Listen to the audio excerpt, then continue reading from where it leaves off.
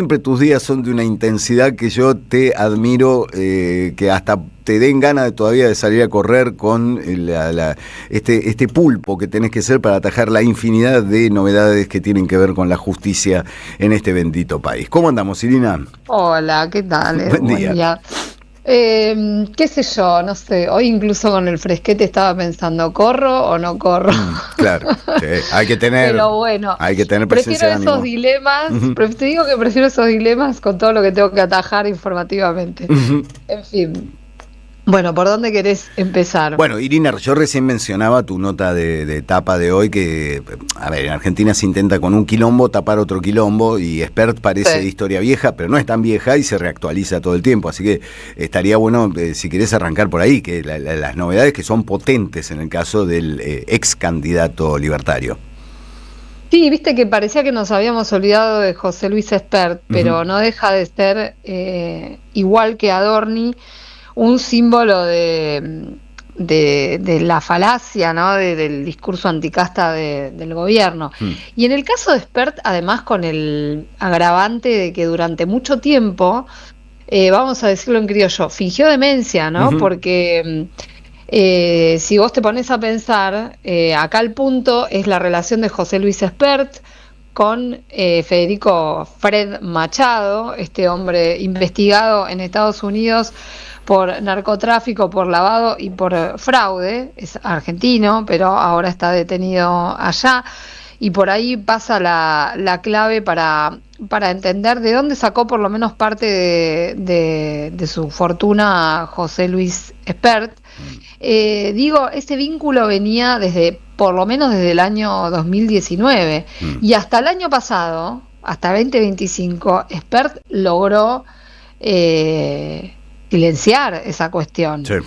¿Qué sucedió? Finalmente ayer el juez de San Isidro, Lino Mirabelli, hizo lugar a un pedido para indagarlo a José Luis Espert. Va a ser indagado la semana que viene, salvo que pida una prórroga, cosa que no descartaría. Ujú, El martes 30 está citado a indagatoria José Luis Espert, nada más y nada menos que por lavado de dinero. ujú, Y tiene que ver esto justamente con el dinero que recibió de Fred Machado. ujú. Esta investigación que se lleva adelante en San Isidro es bastante amplia. Esto es un punto, este es un ítem de esta investigación que tiene que ver exclusivamente con haber cobrado $200.000 que le llegaron Ujú. a Expert a una cuenta en el banco Morgan Stanley, una cuenta que tiene en Estados Unidos, de otra cuenta que pertenece a, que manejaban Machado y una socia suya que ya fue condenada por narcotráfico en Estados Unidos. Ujú. Lo que complicó el panorama para Expert, además de que se confirmó la existencia de esta transferencia, porque está en la causa de Estados Unidos, Ujú. y esto es lo que sale a la luz el año pasado y que lo obliga a él a finalmente, y después de algunos intentos por mantener la candidatura, finalmente a renunciar a la candidatura a diputado. ¿Se acuerdan? Sí. Elecciones legislativas el año pasado. Bueno, eh, el tema acá es que en Estados Unidos, Machado, después que lo extradita finalmente la Corte también el año pasado,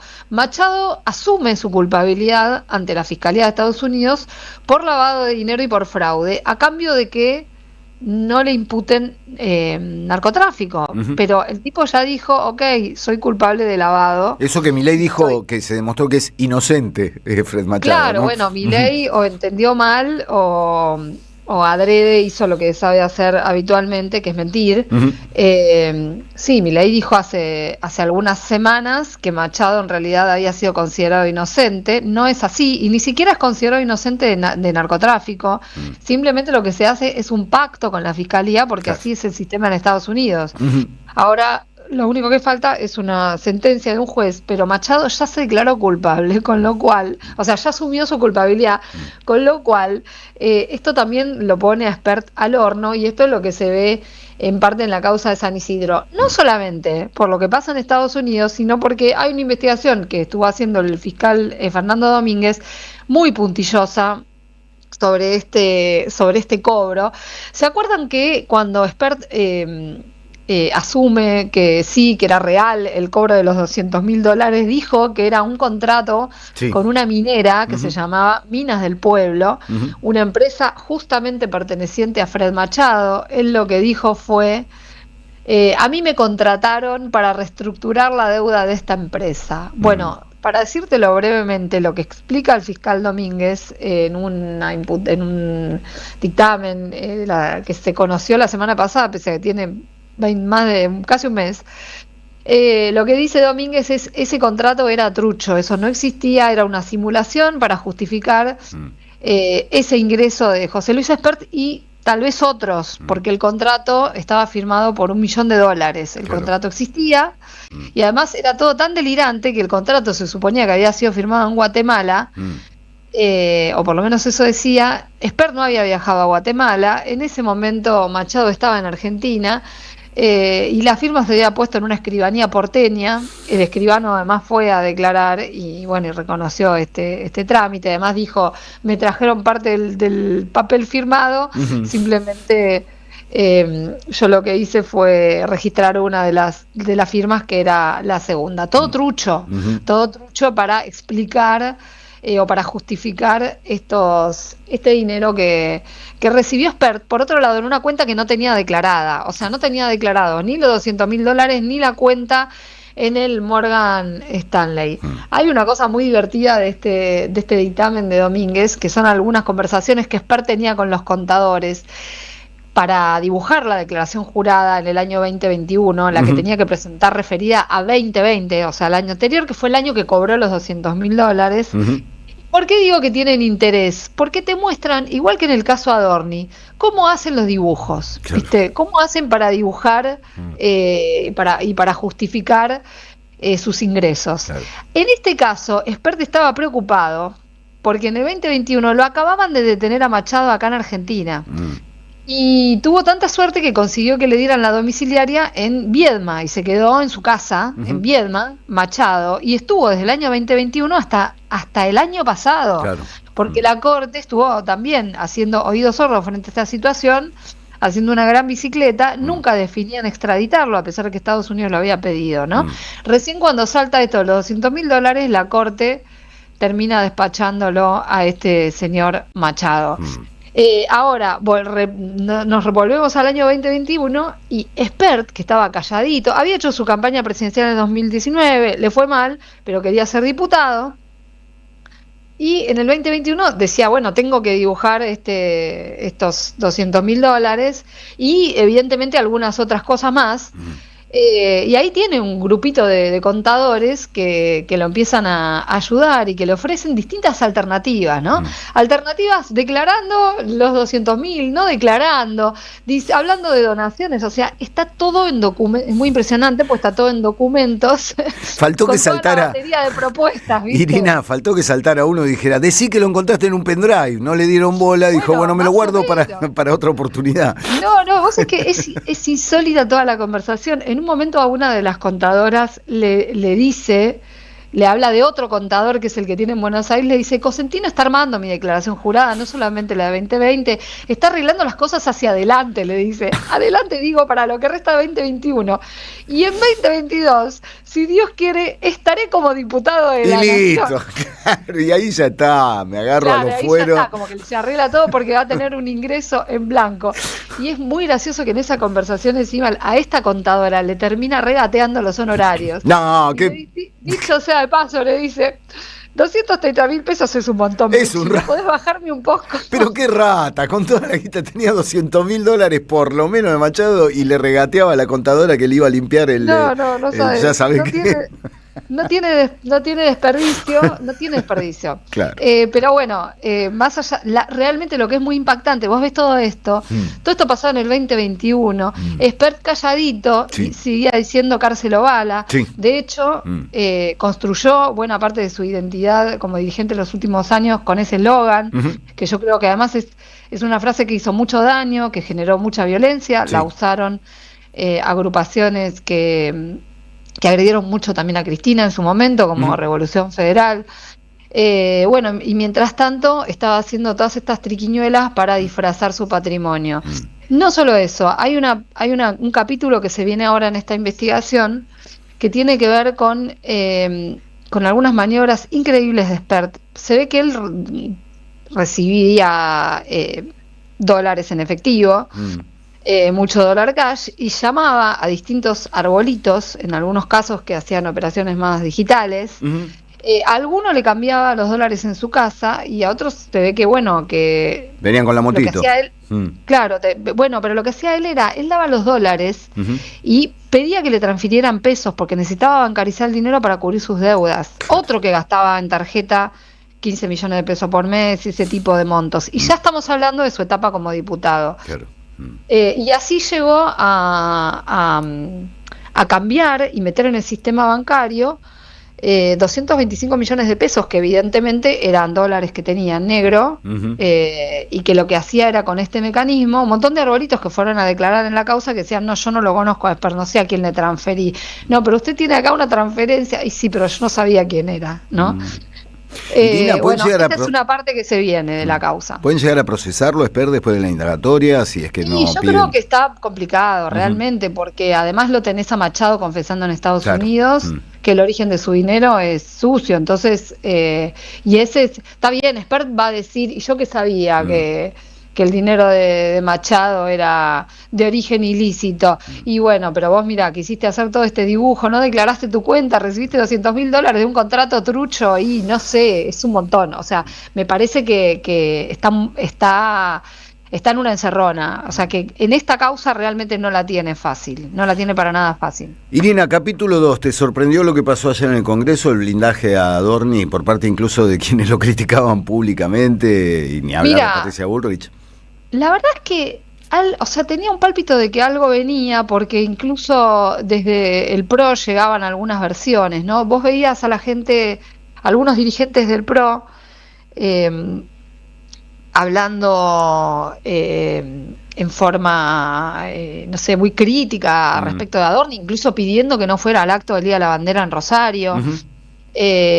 Bueno, Berling diciendo qué barbaridad, pero sí llegaba el rumor de que por ahí no daban quórum, que fue lo que finalmente sucedió, ¿no? Entonces, bueno, a los periodistas lo que nos pasa es esto, que a veces como te empieza a llegar el chisme, después en el momento no te sorprende, pero claro, pero bueno, pero igual fue una puesta en escena muy grosera, ¿viste? Porque todos eran el PRO, los radicales, bueno, todos diciendo qué barbaridad, Adorni, qué barbaridad, hay que interpelarlo y echarlo, y directamente no das quórum. Bueno, pero son esas escenas que nos vuelven a hablar de estos favores que reparte el gobierno con algunas provincias cuando necesitan dinero.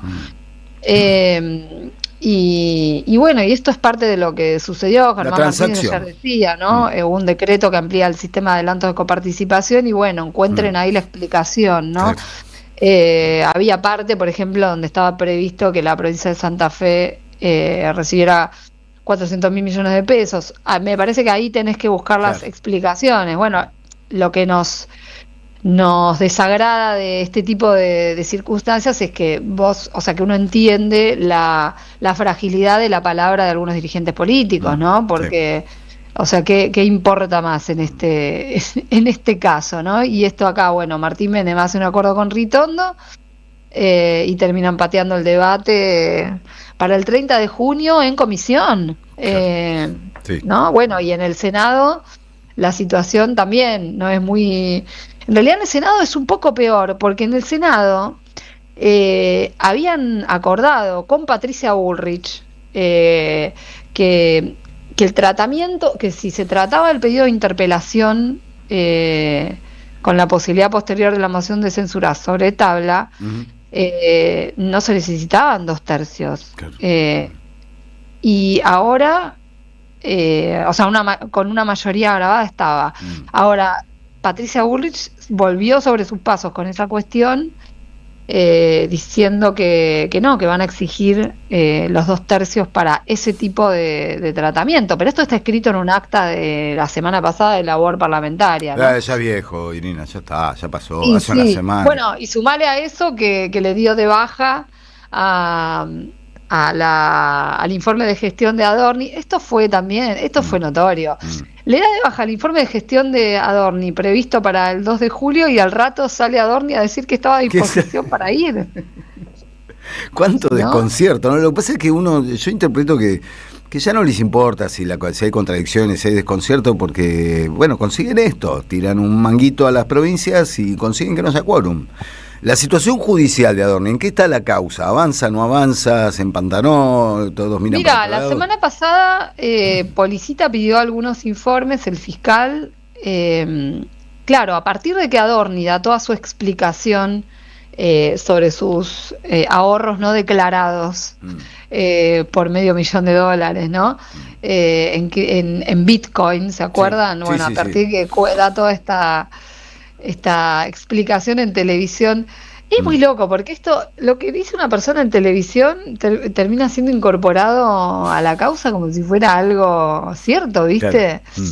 Entonces, bueno, a partir de esa situación, Policita pidió una serie de medidas nuevas para ver qué era lo que, por ejemplo, ante la Comisión de Valores, qué es lo que efectivamente billeteras y operaciones que haya tenido declaradas Manuel Adorni en criptoactivos. Esto independientemente de que ya sabemos que su explicación no cierra y que en la época que él dice que ahorraba en Bitcoin, eso era una osadía, porque nadie ahorraba en Bitcoin, porque era una operación sumamente riesgosa. Bueno, sí, de hecho decían no entender mucho el mundo Bitcoin. Declaraciones del mismo Adorni en televisión. Sí, no solo en 2014, o sea, en 2021 decía que no entendía mucho, entonces le decía por ahí a sus alumnos o en algunas charlas que daba Adorni. Entonces, bueno, a partir de esto, Policita pide una serie de medidas nuevas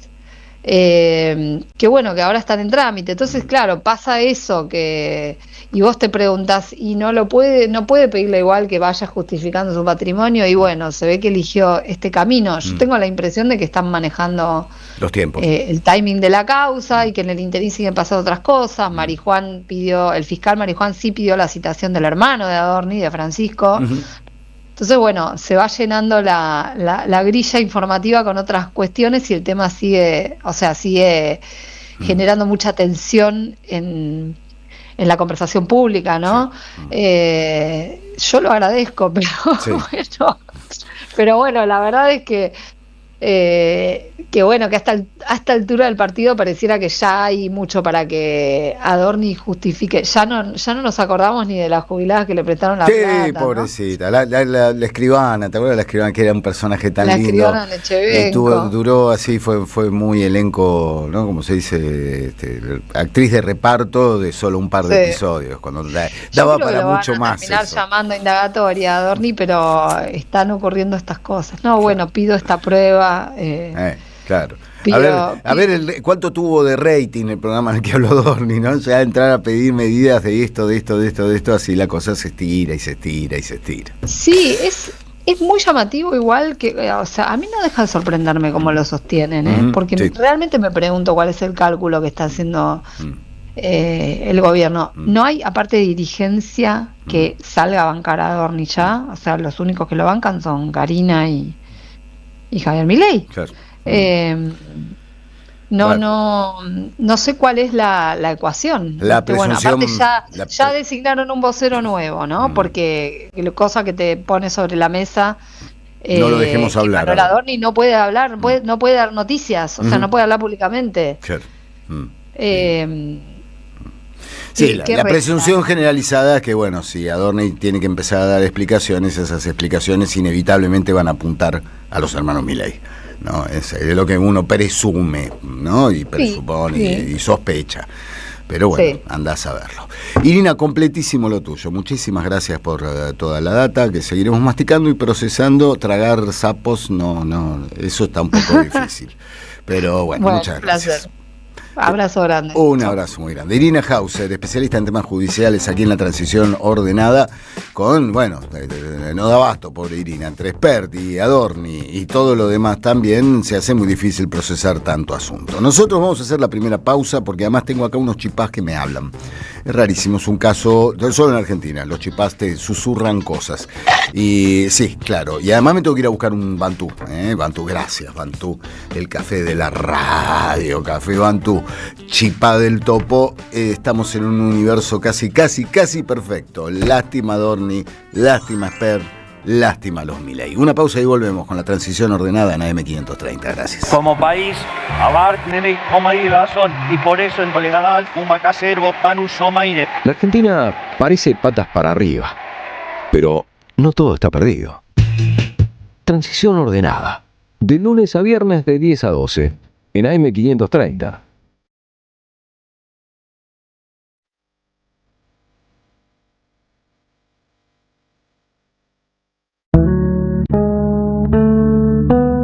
Para aprender a volar, entre tanta gente de pie, hay una radio que nunca se apaga.